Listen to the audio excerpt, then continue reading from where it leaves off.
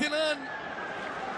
خروج من جانب فريق السيتي لكيفن دي بروين، وصول لفابيان ديلف، تعزيز في وسط الميدان الدفاعي بفابيان ديلف الدولي الانجليزي امامنا.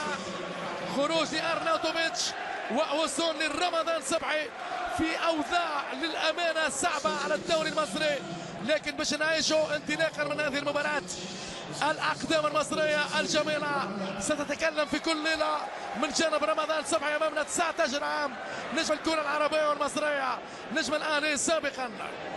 ايناتشو معليش نبداو بدقيقتين في انتظار القادم، والقادم اجمل واحلى لرمضان صبحي، رمضان الفنان، رمضان صعب اجمل الاقدام. كيركيتش ورمضان في اول لمس الكره، هذا هو يعدي زمانته في الريح ويمشي رمضان. الفنيات تتكلم في اول لمس الكره. رمضان الفنان يراوغ لكن معليش يفتقد للتوازن وضربه مرمى. لمسات اولى سحريه ما فماش كلام، بدون عاطفه بدون رمي ورود.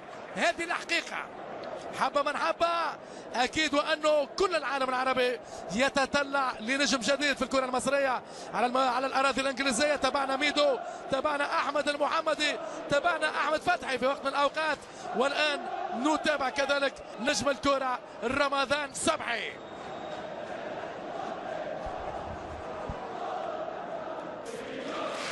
فيليب فوشيت، كره باتجاه رمضان لكن كبعير هو الاسرع.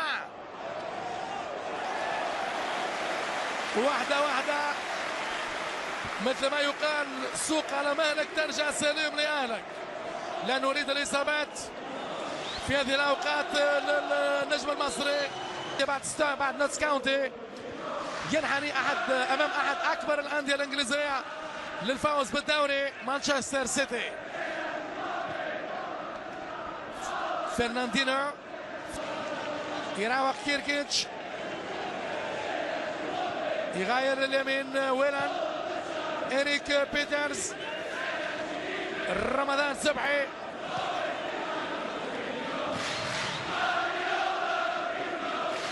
رائعة من رمضان.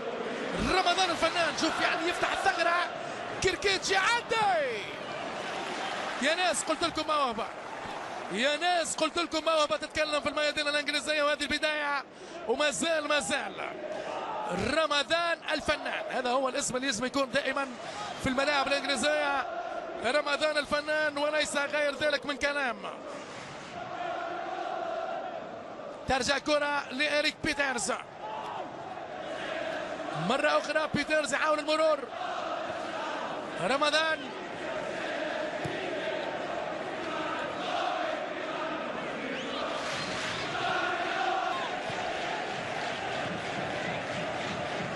يحاول انهاء المباراة بأقل مجهود الآن.